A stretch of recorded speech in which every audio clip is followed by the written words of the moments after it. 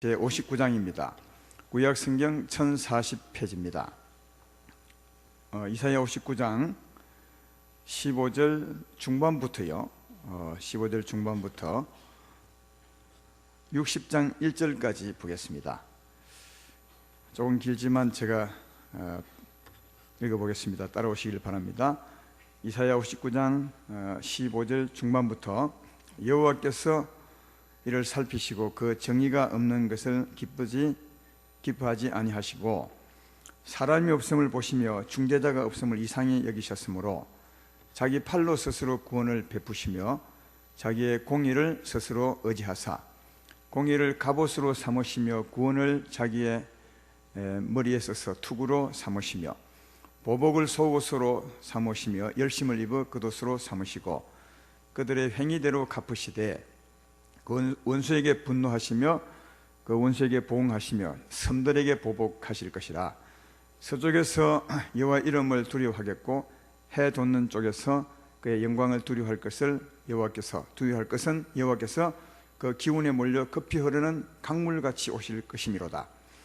여호와의 말씀이니라. 구속자가 시온에 임하며 야곱의 자손 가운데서 죄가를 떠난 자에게 임하리라. 여호와께서 이르시되 내가 그들과 세운 나의 언약이 이러하니 곧 내 위에 있는 나의 영과 내 입에 둔 나의 말이 이제부터 영원하도록 내 입에서와 내 후손의 입에서와 내 후손의 입에서 떠나지 아니하리라 하시니라. 여호와의 말씀이니라. 일어나라 빛을 발하라. 이는 내 빛이 이르렀고 여호와의 영광이 내 위에 임하여 섬이니라. 아멘. 오늘은 첫 예배 첫 말씀이죠. 일어나 빛을 발하라. 내 빛이 이르렀음이니라.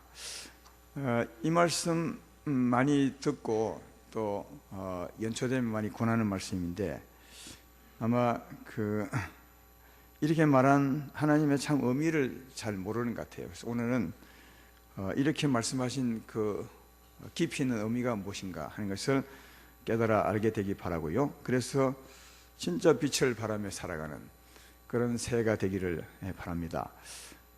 이러면 여러분 마음 가운데 또 목사님이 전도하라 하겠구나 이렇게 이제 미리 판단하는 분이 계실 텐데 그 말 전혀 아니에요. 그래서 이제 이 말씀 하게 되었으니까 왜 이 빛을 발하라 하는지 한번 잘 들어보시고 새겼으면 좋겠고요.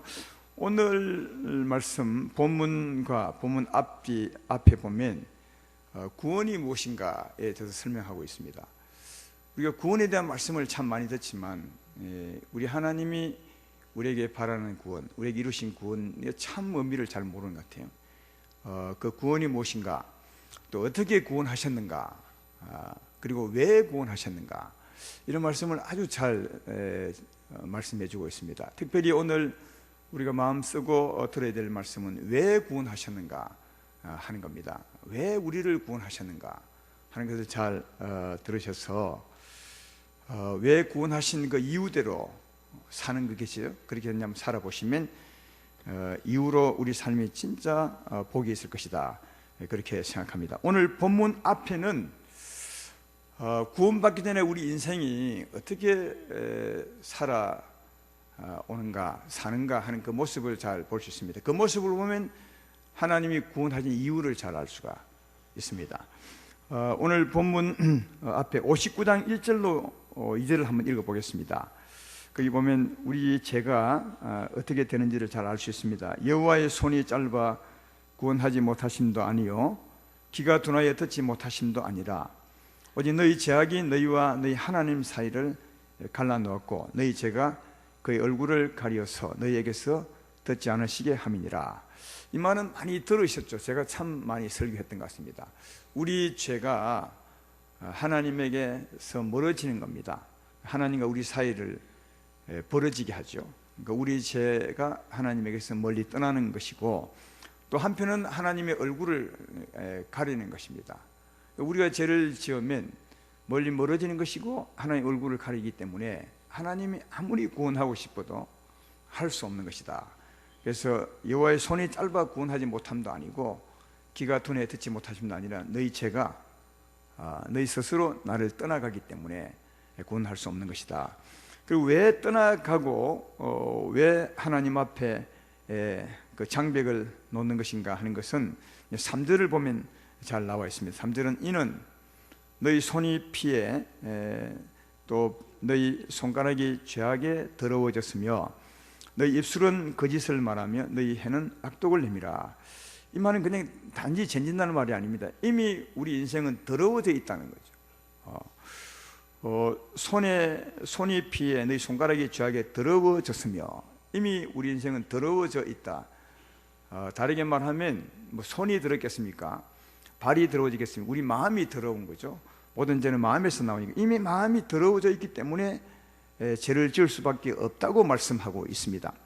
그래서 4절부터 8절까지는 온갖 죄를 짓는 것을 말합니다. 이미 더러워져 있기 때문에 온갖 죄를 짓는다. 제가 빨리 한번 읽어보겠습니다. 4절부터 공의대로 소송하는 자도 없고 진실하게 판결하는 자도 없으며 험한 것을 의뢰하며 거짓을 말하며 악행을 잉태하여 죄악을 낳으며 독사의 알을 품으며 거미줄을 짜나니 그 알을 먹는 자는 죽을 것이요 그 알이 밟힌 적 터져서 독사가 나올 것이니라.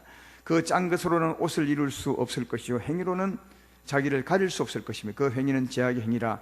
그 손에는 포악한 행동이 있으며 그 발은 행악하기에 빠르고 무지한 피를 흘리기에 신속하며 그 생각은 악한 생각이라. 황폐와 파멸이 그 길에 있으며 그들은 평강의 길을 알지 못하며 그들이 행하는 곳에는 정의가 없으며 굽은 길을 스스로 만드나니 무릇 이 길을 밟는 자는 평강을 알지 못하느니라. 죄 짓는 것도 아주 비유로 말해요. 우리 마음에 독사의 알을 품며 아주 독한 사망을 품고 사는 거죠. 이 마음을 품으며 또 이 독사를 밟으면 터져서 독사가 나올 것이며 이 말과 서로 싸우면 그 가운데 독사가 나오게 될 것이며 거미줄을 짜며, 이 말은 거미줄을 왜 짜는 겁니까? 남을 올무에 그려고 그렇게 이제 하는 거죠. 우리 인생이 이렇게 죄를 짓고 살게 된다 하는 겁니다. 근데 이 말씀을 아주 간단하게 이해하기 쉽게 말씀해 놓은, 정리해 놓은 말씀이 로마서 3장 10절로 18절입니다. 거기 보면 아주 잘 정리되어 있습니다. 이렇게 되어 있죠. 기록된 바 의인은 없나니 하나도 없으며 깨닫는 자도 없고 하나님을 찾는 자도 없고 다 지우쳐 함께 무익하게 되고 선을 행하는 자는 없나니 하나도 없도다. 그들의 목구멍은 열린 무덤이요 그들의 혀로는 속임을 일삼으며 그 입술로는 독사의 독이 있고 그 입에는 저주와 악독이 가득하고 그 발은 피 흘리는 데 빠른지라. 파멸과 고생이 그 길에 있어 평강의 길을 알지 못하였고 그들의 눈앞에 하나님을 두려움이 없느니라 함과 같으니라. 거기 10절 11절 보면 다 지우쳐 무익하게 되고 선을 행하는 사람이 한 사람도 없는데, 그 이유는 고다이 말하죠. 그들의 목구멍은 열린 무덤이요. 열린 무덤, 목구멍은 열린 무덤이니까 무덤은 어디인 것입니까? 마음이죠. 목구멍이 열린 무덤이니까 이 마음이 무덤이 뭐라, 마음이 썩었다는 거예요. 우리 인생은요 무덤처럼. 그러니까 거기서 나오는 게 전부 죄죠. 혀로는 속임을 베풀고 입으로는 독사의 독이고 입에는 저주와 악독이 가득하고. 그렇죠? 이 무덤에서 나오는 게 다 썩었어요. 독이고 악한 것이고, 그리고 그 발은 피 흘릴 때 빠른지라. 이걸 보면 우리 인생은 마음이 무덤 같아서 입으로, 입술로, 또 우리의 발로, 우리 손으로 온갖 죄를 짓고 살아간다는 것을 알 수가 있습니다. 그러므로 한번 생각을 해봐요. 우리가 죄인으로 태어나서 어릴 때부터 계속 이런 죄를 짓고, 아니 죄를 지을 수밖에 없으니까요. 죄를 짓고 살았으니까 한없이 멀리 간 거죠. 누구에게? 하나님에게서. 하나님에게서 한없이 멀리 간 겁니다. 그리만 멀어진 것이 아니라 하나님 앞에 큰 장벽을 쌓는 거예요. 얼굴을 가로막는 거죠. 한번 상상을 해봐요. 멀리 가고 장벽을 탁 틀어막아 버렸어요. 하나님에게서. 근데 하나님은 누굽니까? 하나님은 빛이죠. 하나님은 정의입니다. 이 정의는 깨끗한 의란 말이거든요. 그건 하나님 것이죠. 하나님은 빛이며 하나님은 정의인데, 우리가 죄로 말미암아 멀리 갔으니까 결국은 어떻게 된 것입니까? 빛에서 멀리 간 거죠. 하나님의 빛에서 멀리 갔으므로 캄캄한 어둠 가운데 사는 것이다. 정의에서 멀리 가게 된 것입니다. 근데 또 하나 안타까운 것은 스스로 죄를 짓고 떠나가기 때문에 죄 짓는 줄도 모르고 가기 때문에 가면서 뉘우치는 자도 없어요. 아, 이래서는 안 되는데 하고 뉘우치고 돌아오는 사람이 없고요, 뉘우치고 돌아와서 하나님께 용서를 구하는 사람도 없고, 혹시 가다가 뉘우치고 돌아와 하나님 나의 죄를 용서해 주십시오 이렇게 말한다면 하나님이 용서를 베풀 수 있을 거예요. 여러분, 그게 하나님의 용서, 공의 아닙니까? 스스로 뉘우치고 돌아와 하나님의 용서를 받는 게, 그래서 의롭다함을 얻는 게 공의라고 우리 배우셨죠. 공인데 스스로 죄를 지을 수밖에 없이 멀리 떠나가니까 그렇게 뉘우치고 돌아와 용서를 구할 사람도 없는, 그러니까 공의도 멀고요, 정의도 멀고 공의도 멀고. 그래서 오늘 본문 앞부분에 9절을 보면 그 말을 쓰고 있는 것입니다. 9절에 그러므로 정의가 우리에게서 멀고 공의가 우리에게서 미치지 못한 적, 그렇게 되어 있죠. 정의가 멀다는 말은 하나님에게서 멀리 갔으니까 멀죠. 또 공의는 스스로 돌아와 용서를 구할 사람도 없으니까 공의도 멀고요. 그리고 14절도 그 말을 다시 반복하고 있습니다. 정의가 뒤로 물리침이 되고 공의가 멀리 섰으며, 그렇게 말합니다. 정의가 뒤로 물리치는 것은 당연하죠. 죄를 지고 가니까 하나님이 정인데 자꾸 뒤로 물리치고 나는 먼 데로 가는 것이고, 공의도 멀리 서 있는 것이다 하는 겁니다.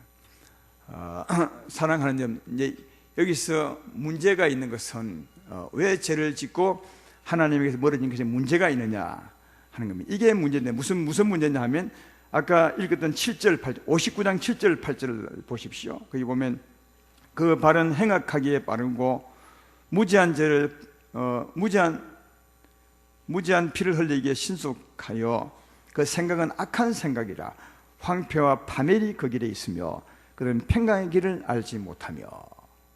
예. 죄를 지고 하나님이 떠나는 것이 단순히 떠나는 것이 아니라 떠나게 되면 그 길이 황폐게 되는 길이라는 거죠. 여러분, 그렇지 않아요? 죄라는 말은 욕심을 부리고 싸우고 근심하고 걱정하고 그렇게 사는 건데, 그걸 일생 동안 살아봐요. 일생 동안 그 마음 가지고 살면 이 마음이 어떻게 했냐고요? 완전히 벼가 되죠. 메마르고 딱딱하고 황폐하게 되죠. 거기서 더 가니까 결국 파멸이죠. 예, 파멸입니다. 하나님은 생명이라면, 생명의 비라면 비가 안 오는 세월이 얼마겠습니까? 죄를 짓고 살아가는데 비가 안 오는 것이니까 계속 땅은 마르고 메마르고 생명은 죽고 시들고 사막과 광야처럼 황폐하게 되어버려서 결국은 죄를 짓고 멀리 가는 것은 황폐와 파멸의 길, 죽음의 길이다. 또 한 가지, 죄를 짓는 것은 사랑하는 여러분 평안합니까? 자유합니까? 아니면 부자유하고 힘드는 것입니까? 죄를 많이 지어봤으니까 알지 않습니까? 우리가요, 전에 죄를 짓는 것이 편합니까? 아니면 불편합니까? 굉장히 불편하죠. 양심을 가졌습니다.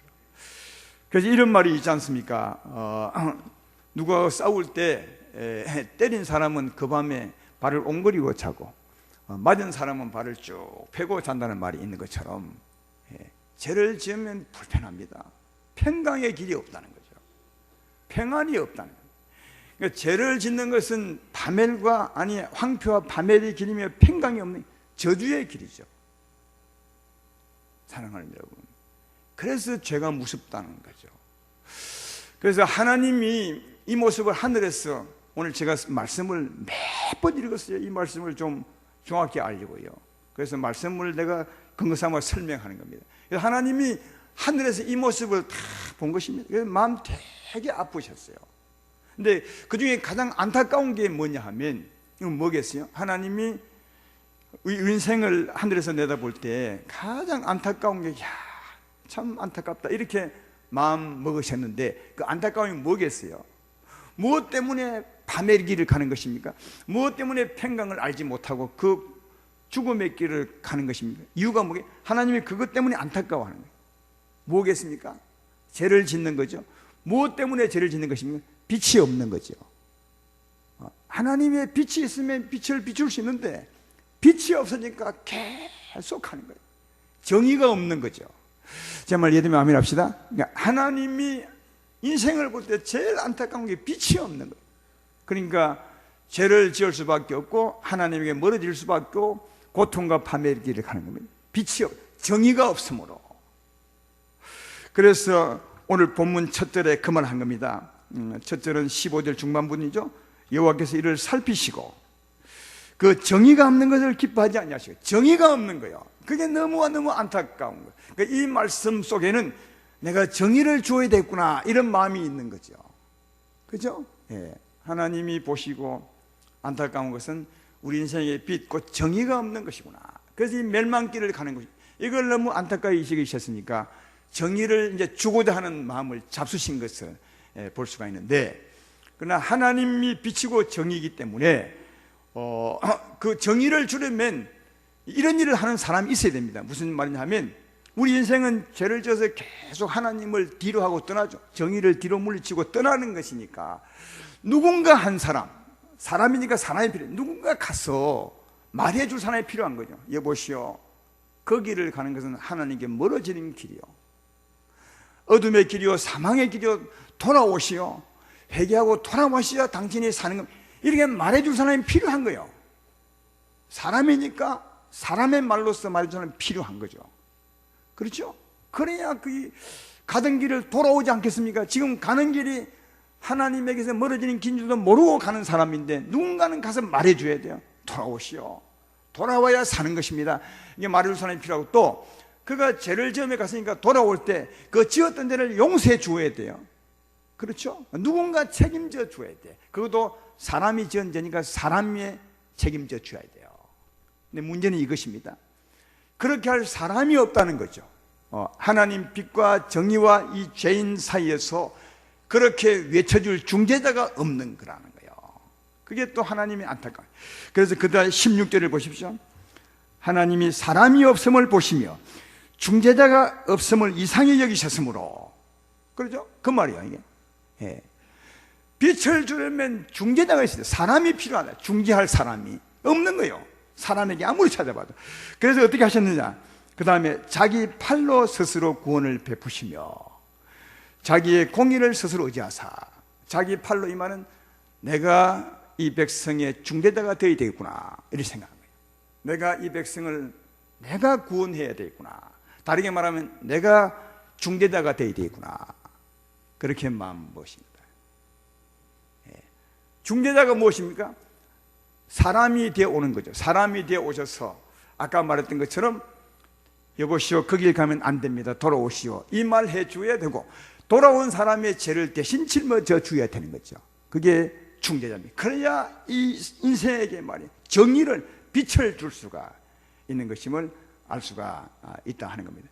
그리고 어떤 마음을 뭐냐면, 그리고 내가 중재자가 되고 그들의 죄를 대신 짊어져 주고, 그리고 이 나를 믿는 사람의 죄를 내가 용서해 주고, 공의롭게 용서해 주고, 그리고 그것도 믿지 않은 사람은 내가 벌을 할 것이라.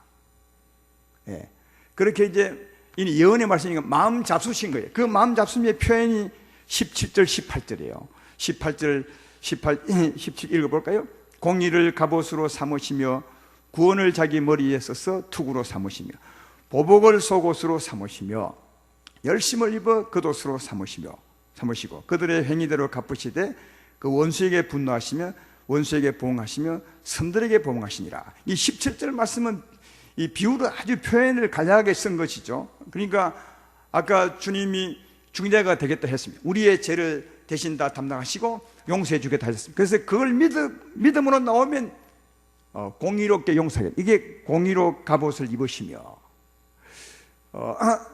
공의로 내가 그들의 죄를 용서해 주리라. 용서해 주고 내가 의롭다리라. 네, 그런 말이죠. 그것을 구원을 머리에 썼으니까 그렇게 생각하시고 이 말이죠.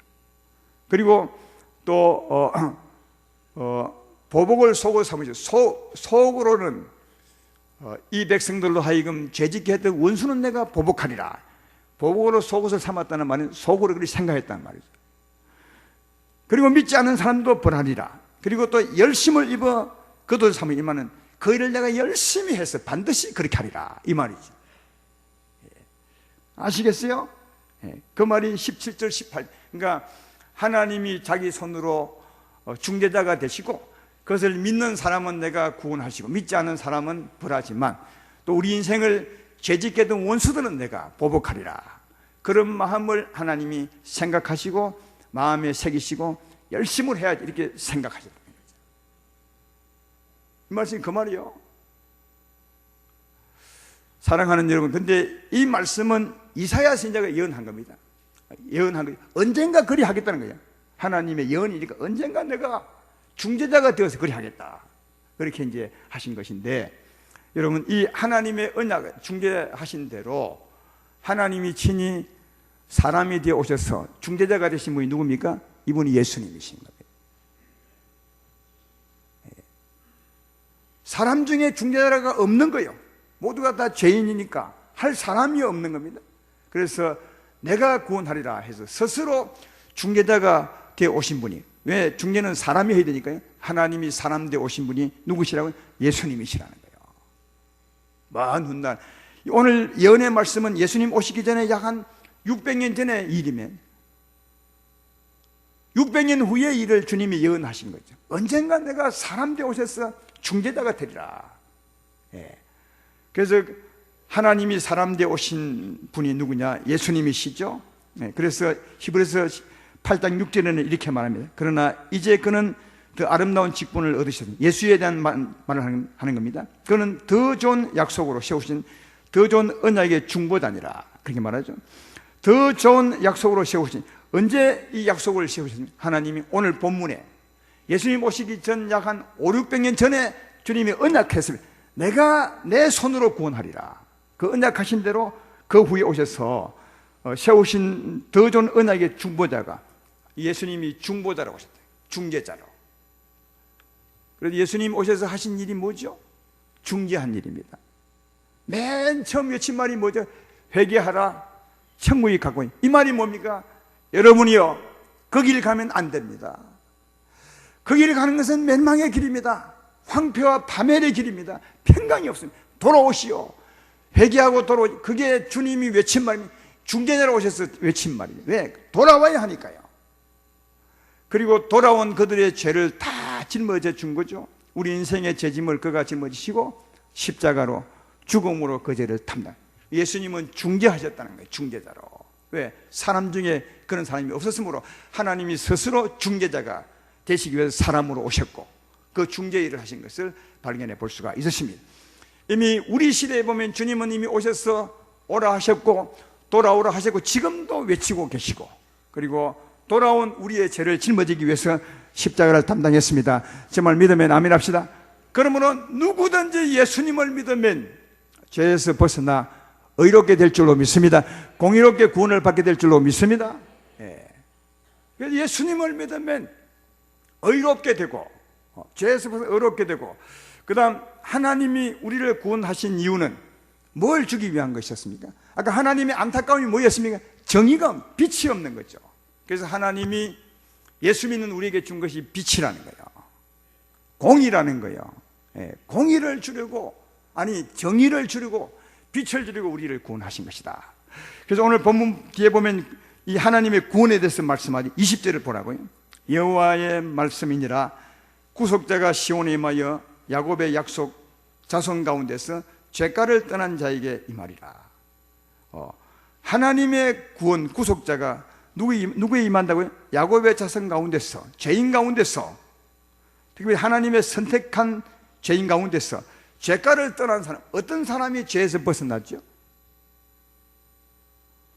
지금까지 설교 계속 열심히 했는데 답은 아는데 대답하기 싫은 겁니까? 어떤 사람이 죄가에서 벗어납니까? 어떤 죄에서 벗어났냐? 예수님을 믿는 자, 중재자이신 예수님을 믿는 자. 할렐루야. 예수님을 믿으면 죄에서 떠나게 돼. 죄에서 떠나는 자에게 하나님이 임하신다. 구속자가 임하고. 그러니까 구속자가 누구냐? 21절에 여호와께서 이르시되 내가 그들과 세운 나의 언약이 이러하니 내 위에 있는 나의 영과 내 입에 둔 나의 말이 이제부터 영원하도록 내 입에서와 내 후손의 입에서와 내 후손의 후손의 입에서 떠나지 아니하리라 하시니라. 여호와의 말씀이니라. 그 오신 제가를 떠난 야곱에게 임하신 하나님의 구속자는 누구냐? 하나님, 영이신 하나님이시요 말씀이신 하나님. 그리고 영원히 떠나지 않을 것이다. 너와 내 후손과 후손의 후손에서 떠나지 않을 것이다. 그 구속자는 성령 하나님이시죠. 성령 하나님은 곧 말씀이신 하나님이 오시는 것이니까 죄가를 떠난 자에게 성령으로 말씀이신 그 하나님 우리에게 오셔서 영원히 떠나지 아니할 것이라, 그렇게 말씀을 하고 있는 것입니다. 그런데요, 아까 하나님이 주고자 하는 것은 뭐죠? 빛입니다. 정의죠. 왜? 정의가 없고 빛이 없었기 때문에 우리 인생이 불행했으니까요. 근데 여기 구원은 다르게 말합니다. 하나님이 오신대요. 영이신 하나님, 말씀이신 하나님이 오신대요. 아까는 빛을 주기 위해, 정의를 주기 위해서 우리를 구원하셨는데 여기는 왜 하나님이 오셨다고 말합니까? 왜죠? 하나님이 빛입니다. 하나님이 빛입니다. 하나님이 빛의 근원이죠. 하나님은 그냥 빛만 비추어 준 것이 아니라 빛의 근원, 태양 같은 분이 바로 우리에게 오신 것임을 알 수 있다. 그래서 하나님이, 빛이신 하나님이 친히 우리에게 오신 것입니다. 그래서 성경에 보면 구원에 관해서 말할 때는 항상 이렇게 말합니다. 누가복음 1장 77절로 79절에 보면 주의 백성에게 그 제3으로 말미암는 구원을 알게 하리니 이는 우리 하나님의 긍휼로 인하며 이로써 돋는 해가 위로부터 우리에게 임하여 어둠과 죽음의 그늘에 앉은 자에게 비치고 우리 발을 평강의 길로 인도하시리라. 구원은 캄캄하고 어두웠던 우리 심령에 하나님의 태양이 떠오는 거예요. 하나님이 친히 오신, 그러니까 빛이신 주님이 우리 영혼에 오시는 것임을 알 수 있습니다. 말라기 4장 2절에도 내 이름을 경외하는 너에게 공의로운 해가 떠올랐어 치료하는 광선을 비추리니 너희가 나가서 외양간에서 나온 송아지같이 뛰리라. 사랑하는 여러분, 예수님을 믿음으로 죄에서 벗어난 자에게 누가 오시냐?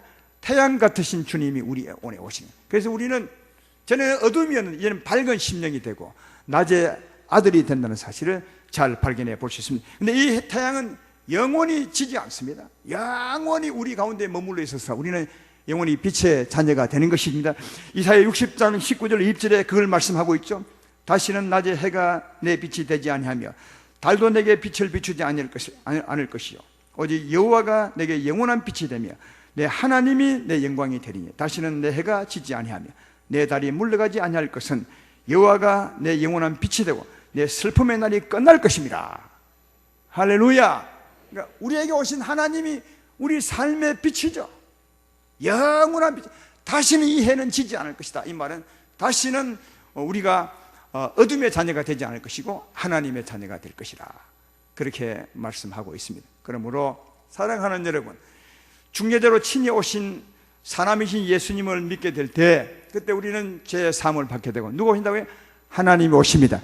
영광의 하나님이 오십니다. 빛이신 주님이 오시는 거죠. 드디어 빛이 임한 거죠. 그래서 60장 1절에 그렇게 말합니다. 일어나 빛을 발하라. 이는 내 빛이 이르렀고 여호와의 영광이 내게 임하였습니다. 드디어 하나님이 우리에게 임하신 겁니다. 빛이 임하신 겁니다. 내 빛이죠. 여러분 빛입니다. 임했었으므로 이제는 이 빛을 비추며 살아가는 자라 되라. 정말 이 말씀은 의미가 있죠. 왜 의미가 있습니까? 지금까지 우리 인생이 어쨌다고요? 빛이 없었어요. 죄인으로 태어나 순전히 죄로 더럽혀진 우리 영혼이, 그러니까 사는 삶이 계속 하나님께 멀어지는 삶이었어요. 그 멀어지는 삶 때문에 우리 영혼이 황폐하게 되고 결국은 파멸하게 되고 거기는 평강이 없는 저주의 길이었어요. 그런데 드디어 빛이 온 겁니다. 드디어 우리에게 정의가 온 것입니다. 이제는 빛을 비추며 살 수 있는 겁니다. 다시 말해 하나님을 떠나 저주의 길을 가지 않고 이 빛으로 말미암아 생명길을 갈 수 있는 거예요. 복 있는 길을 갈 수 있는 것입니다. 사는 길을 갈 수 있는 것입니다. 제 말 이해되십니까? 그때는 저주의 길을 갈 수밖에 없었고 파멸의 길을 갈 수밖에 없었는데 왜? 아무리 예를 써도 내게는 빛이 없었으므로 이제는 빛이 일어난 거예요. 하나님의 영광이 이르렀으므로 이제는 빛을 비추며 하나님과 동행하는 삶, 다르게 말하면 축복, 복 있는 삶을 살 수 있는 거다. 여러분, 이런 감격의 의미가 담겨 있는 거 여기에 내 빛이 이르렀으니 이제는 이 빛을 비추라, 이 말씀은 이런 감격의 의미, 축복의 의미가 여기에 담겨 있는 것을 발견해 볼 수 있습니다. 로마서 2장 9절에는 이런 말씀이 있죠. 악을 행하는 각 사람의 영에는 환난과 공고가 있으리니 먼저는 유대인에게요 헬라인에게며. 로마서 2장 10절에 선을 행하는 각 사람에게는 영광과 존귀와 평강이 있으리니 먼저는 유대인에게요 우리 헬라인에게라. 악을 행하면 우리의 영혼이 환난과 공고가 있습니다. 불편합니다. 평강의 길을 알지 못합니다. 그리고 그 길은 황폐와 파멸의 길은 계속 죽음의 길을 갑니다. 왜요? 빛이 없었으므로. 이제는 우리에게 빛이 임하게 되었으므로 이제는 생명길, 주와 동행하는 길. 근데 그 길은 영광의 길이요 존귀와 평강이 있는 길이다. 이게 축복의 길이라는 거예요. 드디어 우리 인생에게 파멸이 끝나고 저주가 끝나고 어둠이 끝나고 생명길 축복의 길을 가게 되었다는 거예요. 제 말 이해되면 아멘 합시다. 이게 가장 큰 축복이라는 거죠. 사랑하는 여러분, 예수를 믿으시면 아멘 합시다. 여러분에게 영광의 하나님이 임하신 것입니다. 드디어 빛이 이르는 거죠. 나의 빛이 임했습니다. 이 빛을 비추고 살 때 그 길이 축복의 길이라는 거예요. 다른 게 축복이 아니라 건강도 축복이고 우리의 사는 삶도 잘된 것도 축복이겠지만 진짜 축복은 주님과 함께 바르게 가는 거라는 거예요. 전에는 저렇게 갔다면, 내리막길을 갔다면, 어둠으로 갔다면, 세상과 지옥으로 갔다면 이제는 빛이 왔기 때문에 거꾸로 생명길, 천국길, 영광의 길, 소망의 길을 갈 수 있게 되었다는 거예요. 그래서 이 빛이 임한 것이 최고의 축복이에요. 오늘 그 말을 하고 있는 거죠. 일어나 빛을 발하라. 이는 내 빛이 이르렀고 여호와의 영광이 내 위에 이미 임하였습니다. 이 말은 이제는 복 있는 길을 가게 되었다는 거예요. 영광의 길, 소망의 길, 평강의 길을 가게 되었으므로 이것이 축복이라 그렇게 말씀하고 있습니다. 사랑하는 여러분, 2016년도 이제 출발하는 시간이 아니겠습니까? 이 새해는 복 있는 길 되기를 주의 이름으로 축원합니다. 축복길 되기를 주의 이름으로 축원합니다. 그 길은 빛을 비추며 사는 길입니다. 우리는 빛을 비추며 살 수 있는 겁니다. 이제는 저주는 끝났습니다. 어둠은 끝났습니다. 이제는 우리에게 빛이 이르렀으므로 이 빛을 비추면 그 길이 복 있는 길이요, 생명길이요, 영광의 길이요, 정말 소망이 있는 길임을 알 수가 있습니다. 이 빛을 의지하시고 의지해서 빛을 비추며 살아감으로 이것이 여러분의 진짜 복이 되는 새해가 되기를, 또 출발되기를 주의 이름으로 축원합니다.